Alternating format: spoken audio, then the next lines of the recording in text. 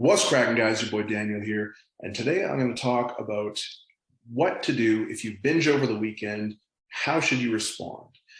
Now, this is a problem that I think a lot of people have run into, and I get questions about this quite a bit. And one of the things that I get asked is, if I binge over the weekends, or if I go off my diet, should I restrict calories the next day? Should I, start doing a bunch of additional cardio to burn off some extra calories? Should I increase my step count, and so on?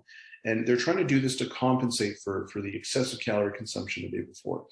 Now, like I said, this is a really, really common problem. And I think most people who have dieted have kind of run into this, where they're good during the week and then over the weekend they struggle, or at least for a period of the week, they tend to struggle.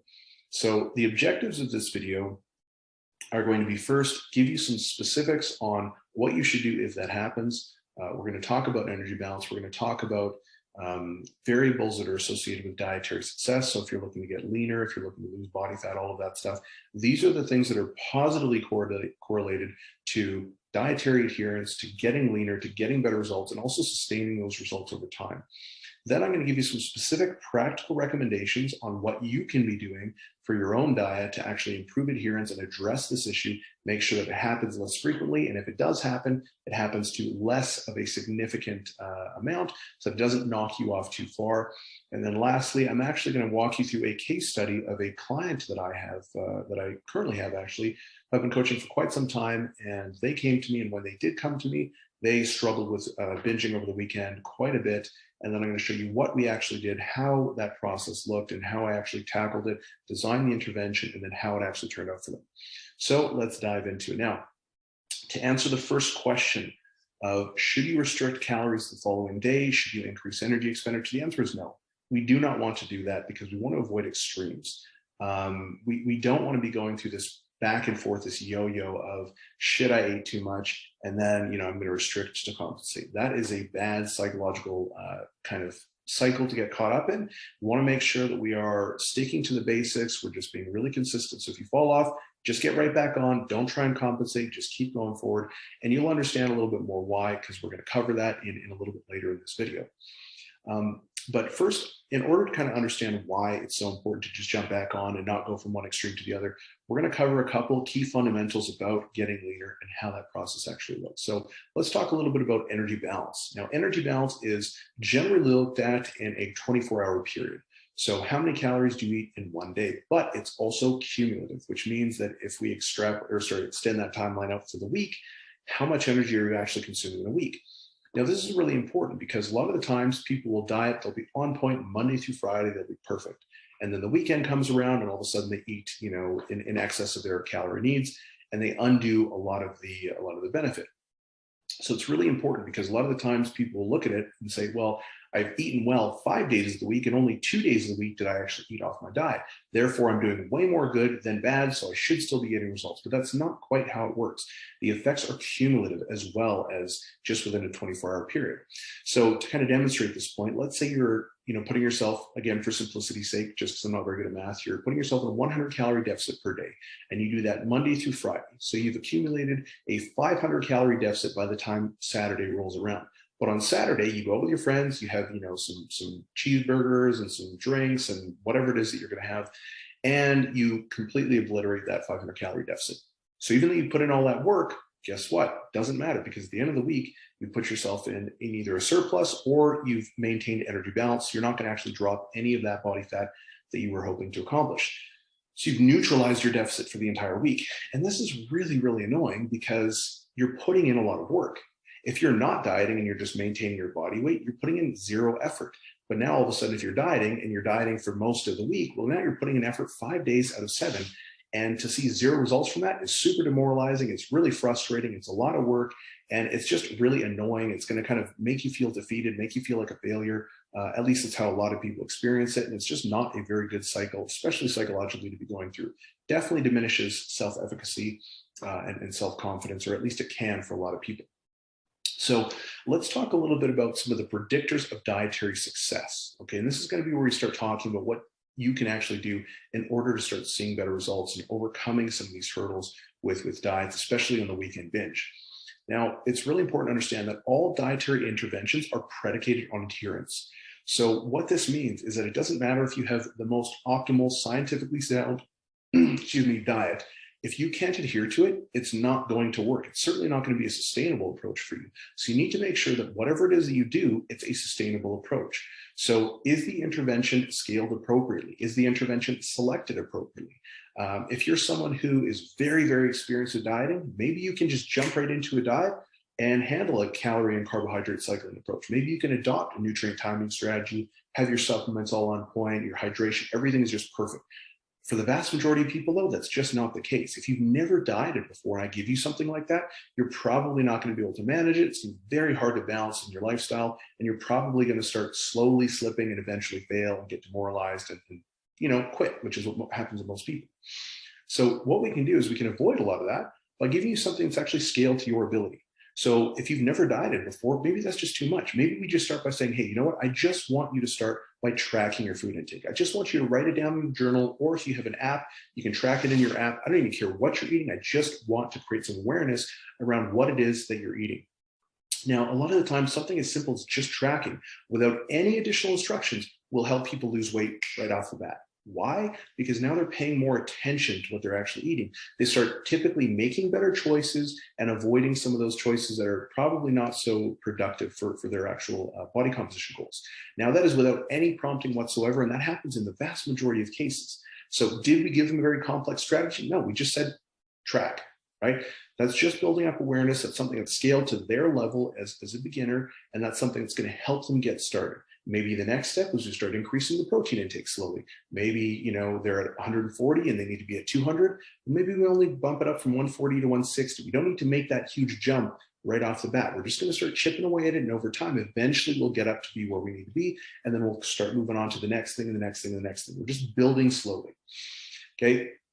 Now, this next kind of point is sort of piggybacking on what I was saying. We need to make sure that we're building a runway for success. The goal is not to be perfect. The goal is progress. So again, if we identify a couple bottlenecks, we say, hey, you know what? They're dehydrated. They're not drinking enough fluids. They're not drinking enough or eating enough protein. They're having way too much fat or way too much carbohydrates or way too much processed food or whatever the case might be. The objective shouldn't necessarily be, or in most cases, it's not going to be that effective to say, okay, we're going to eliminate all this, we're going to do this and this and this. You don't want to make tons and tons of changes. Make changes slowly, make them in a way that the individual can actually adapt to. So if this is your diet, you need to really see, like if you're failing consistently on all these extreme diets, just scale it back, make it easier. Instead of trying to jump right in, just make it easier and give yourself a runway for progression. It's extremely important to understand that we're not looking for perfection. We're just looking for progress. What can you do right now? And then how long can you maintain that? Are you able to sustain that for a period? Hey, if you're doing it and it's not a big deal, well, maybe we can add a little bit. Maybe we can keep adding a little bit over time, but it's going to be much better to do it that way than jump in, bite off more than you can chew, and then have to regress it. Next, we want to look at flexible dietary restraint versus rigid dietary restraint. Now, dietary restraint is something that's kind of misunderstood. We need dietary restraint in order to be fit, athletic, all that stuff. You need to exercise control. You need to exercise discernment. So it's not that restraint is bad.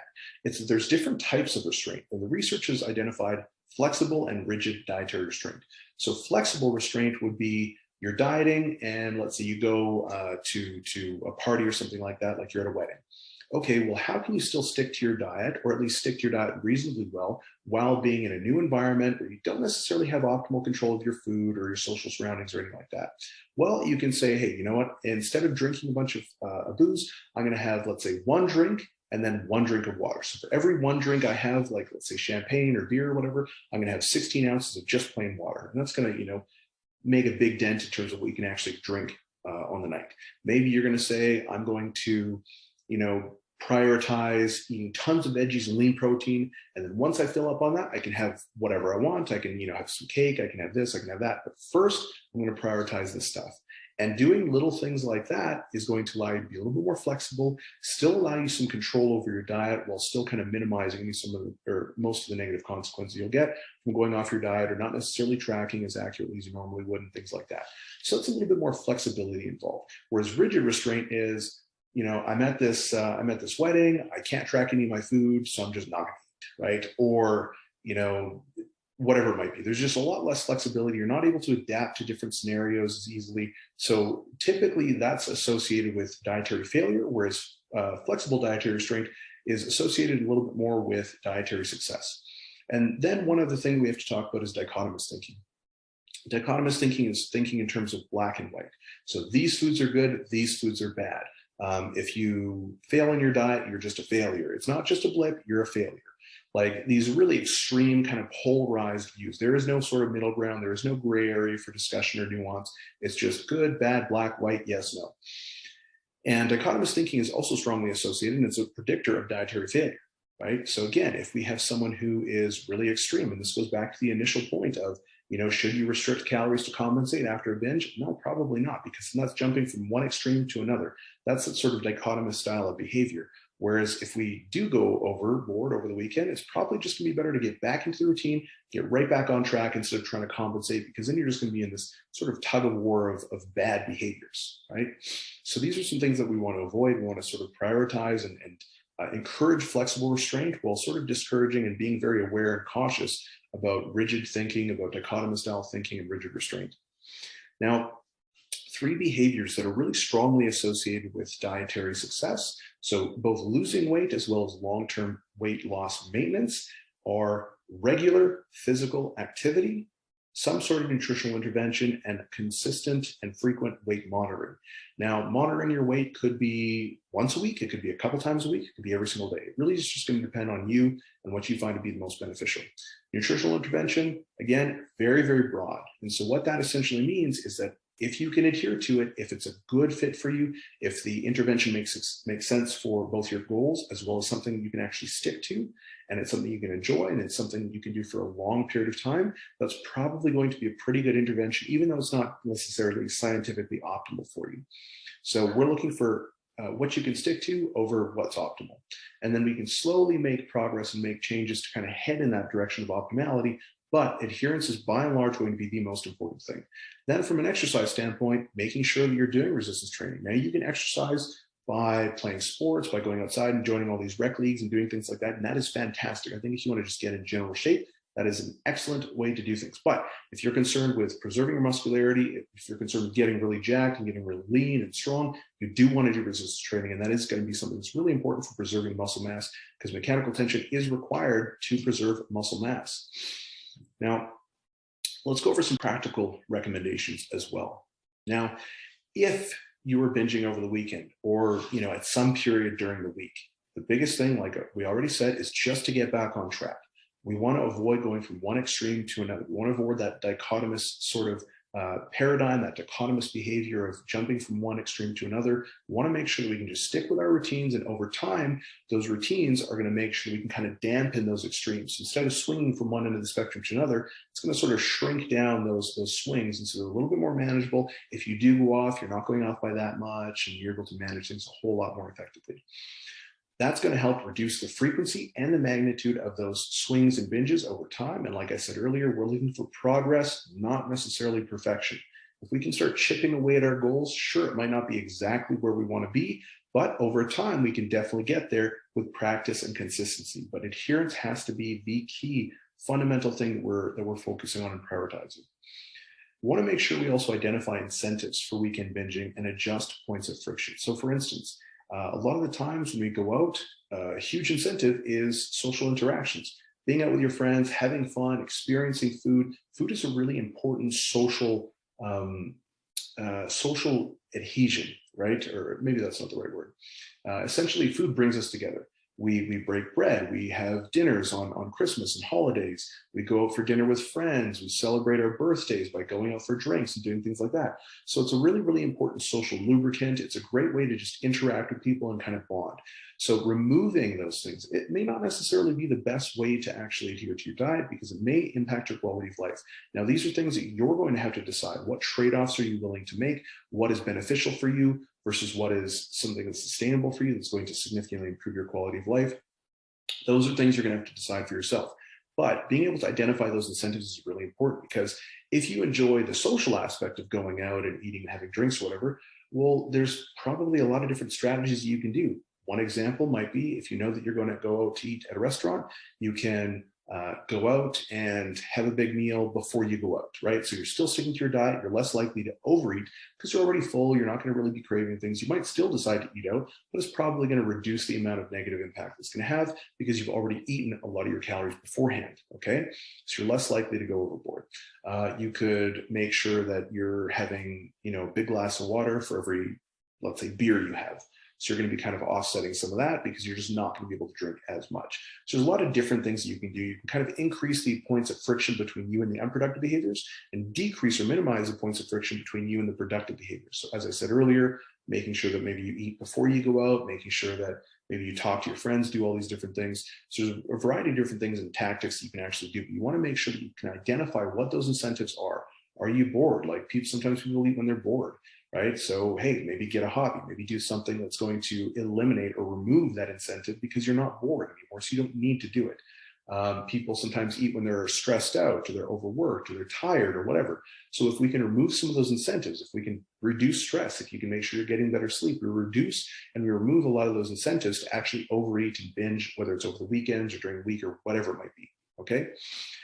Next, we want to look at prioritizing behavior goals versus outcome goals. Behavior goals are things that we can do right now in this moment. So for instance, get 5,000 steps per day. I can go out and do that right now. Drink 8 glasses of water. I can do that today. Get X amount of hours of sleep. I can do that today. Whereas if you say, lose 30 pounds, well, that's a goal distant in the future. And it's not necessarily tied to specific goals that I can do right now.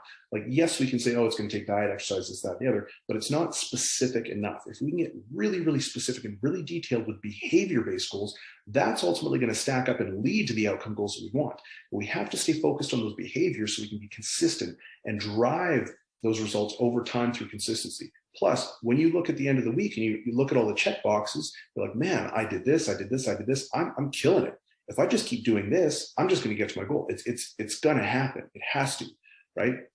So it's really important to focus on behavior-driven goals versus outcome goals. It's not to say that outcome goals are bad, but behavior goals are typically things you can act on right now in this moment. Now, as I said in the beginning of this video, we're going to focus on a case study. This is a lifter that I still coach.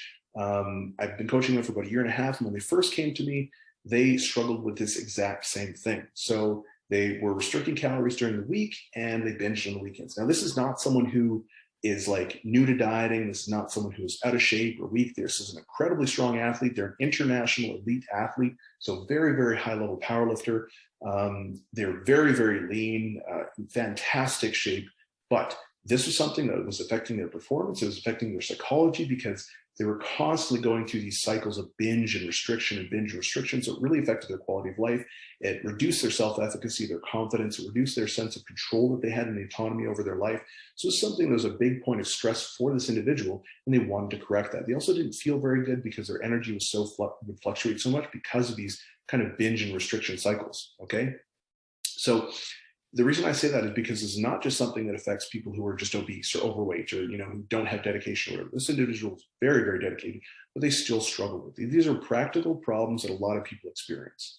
So what we did first was we did a very comprehensive lifestyle review during the intake process. So whenever I have a new client that I'm coaching, I always do a very comprehensive intake process where we talk about their lifestyle, their life, their mood, their stresses, their goals, all of these different things to get a very, very clear picture of what's going on, of everything that's affecting that ecosystem, okay? So from there, we discussed their lifestyle and a whole variety of different things. And what we did is we actually pointed out a couple of the primary bottlenecks. Now, for this individual in particular, we pointed out 2 main bottlenecks. Now, there were a couple, but these were the biggest ones that seemed to have the most significant impact. The first was lack of weekend routine. So Monday through Friday, they were fantastic because they went to work, they had all their meals prepped. After work, they went to trainings, they were busy, they just kind of had things to do. So they didn't actually have any time even to eat and go out and do all this other stuff. During the weekends, they didn't work, they didn't have a bunch of other additional hobbies. So they would just go out with their friends and have fun and drink and overeat and do all these other things, right? The second thing was social pressure, right? So as I said, drinking and food, these are sort of social lubricants. These are things that kind of bring people together and create bonds and memories and things like that. So it's still a very important part of people's lives a lot of the times. But these were the 2 things that we identified that were the biggest points of friction for this individual. Now, what we did was we decided to create a routine on the weekend. So we started actually prioritizing their social life. We started saying, okay, on the weekend, I want you to plan out your day. I want you to plan what you're going to be doing. I want you to start picking up a hobby. I want you to plan out, who you're going to go out with, what you're going to do, all this stuff. So we actually increased their level of social activity, but because it was planned, it actually allowed them to create a little bit more structure around their eating habits, their eating times, what they were actually eating. They still had to meal prep because they'd be out a lot of the day. They wouldn't just sort of be home, like messing around all the day and then going out late at night. They were actually very active. They were out all the time. They were staying really active. Their step count was up really high because they were constantly engaged in a lot of these, physical activities and socializing with friends and stuff like that. So we were actually able to improve their social life while still actually adhering to their diets. This was a huge, huge benefit for them. The next thing that we did was we actually got them to, or I got them to sit down with their friends, their significant other, and all the people who were basically in their close circle, and just have a very genuine conversation and ask for support. They sat down, they said, hey, these are my goals. This is something I've really been struggling with. I haven't really told you guys about it, but it's really been on my mind a lot. It affects my confidence. It affects my self-efficacy. It affects, my energy levels, my performance. And these things are really, really important to me, but I'm really struggling because every time we go out, I always feel this pressure to drink and eat and just kind of share in with all the stuff. So I would really like your guys' support. I'd love if you guys would just kind of, not pressure me and just be there to support me and maybe just help keep me accountable if you can. And that's basically it. And that way they can kind of know, why you're doing it. They can understand and they can kind of back you.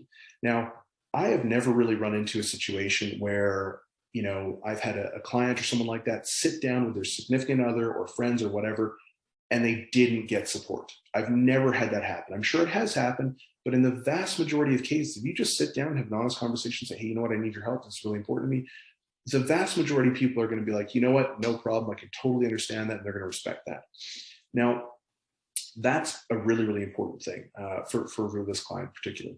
Now, from there, we constructed short-term, midterm, and long-term goals, and then a progression strategy.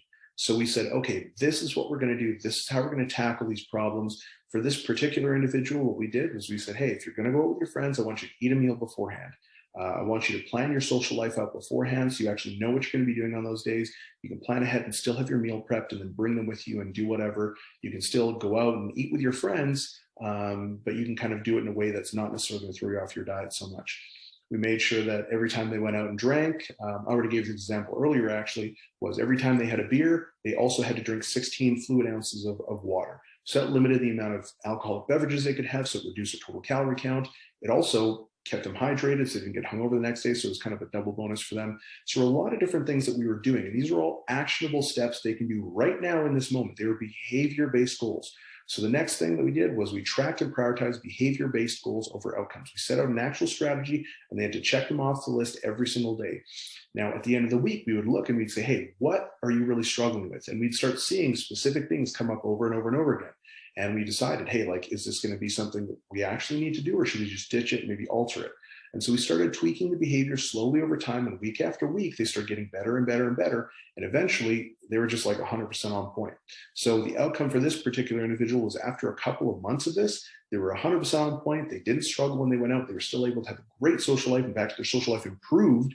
They were able to actually build better relationships because they were honest about these things. They didn't have any guilt about going out or eating food or having drinks or whatever, because they were doing it in a way that was still allowing them to feel, like they had a rich life, but also it wasn't sabotaging their goals either. So it's about striking that balance. But it did take a couple of months. I believe it took about 3 to 4 months before they were really, really on it, basically 100% of the time. Since then, I'm still working with this individual and they continue to absolutely crush it. And so this is something that worked very, very well for them. Now, what is it going to be that's going to work very effectively for you? I don't know, but this is a process that you can go through. You can look at your own bottlenecks. You can look at your own situation. You can look at your stressors. You can look at your goals, and all of that stuff will really, really help you to bounce back and create an effective strategy. So again, should you, create a counterbalance if you binge over the weekends? No. Instead, create consistency, create behaviors, create better adherence through these strategies that I've given you here. Thank you so much for watching. I hope you found this video helpful, and I'll see you on the next one.